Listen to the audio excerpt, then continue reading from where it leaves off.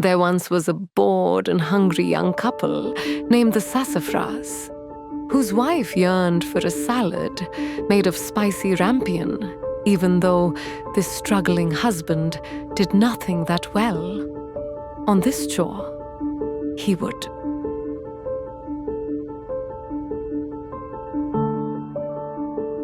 He jumped over the garden wall of the sorceress in the middle of the night to feed her with a load of wild rampion. She loved it, smiling as she did, as her tummy was full like tomorrow would never come. The next day, she was hungry once again. So at midnight, he did the very same thing, but this time, the sorceress caught him in the garden. She held him captive in her basement dungeon for 1 week, while away from his wife, where he was losing his mind, beside himself with suffering, where he did something he never should have. As distressed as he was, he promised the sorceress that he would give her his firstborn if she would only free him to see his wife. And so she did. They were reunited for many lonely nights. After many months, the poor wife gives birth to a baby girl, Rapunzel Sassafras, whom the sorceress takes immediately and raises her as her own. On her 12th birthday, this Princess Rapunzel is getting far too much attention. Far too many boys, far too many invitations. So the sorceress locks her up in her high turret where no one would find her. Still, the princess is such a sweet soul. She sings away in the tower every day at noon because she's so alone.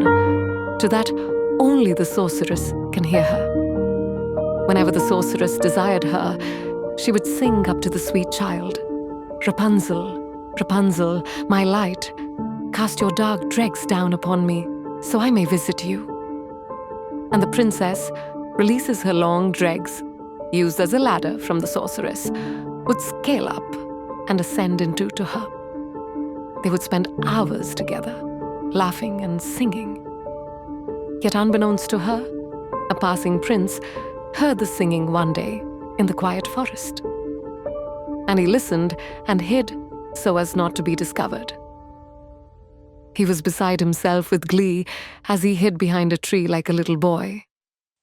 He waited for the sorceress to leave after an hour, and then he sang out her window, "Rapunzel, Rapunzel, my dear, let me up so I may be with you." And down her dregs were sent, up the prince climbed. Yet when he climbed up, he never saw such a beautiful sight. Their eyes invited each other in, and the cast spelled. He visited quite often, every time bringing a small rope, so that one day they could escape. Till one fine day they did. One day, when the sorceress discovers this in the tower, she forbids them to see one another, and blinds the blind prince as he stumbles away, and throws the princess out of the castle to live in the cold, dark forest. Months later, in the middle of the lonely forest, the princess gives birth to a child. Years later, the blind prince hunts her down in the night until he hears her, the princess, singing her songs, and they unite and embrace once again. They hug, and in her tears of joy, restores his vision. His dead eyes are healed to where he can see her once again. If you would like to hear more stories like these, there is a whole library at the end of this video where you can take out any book that you wish. Did you know that people who read go further, can buy anything they want, and are more successful in life?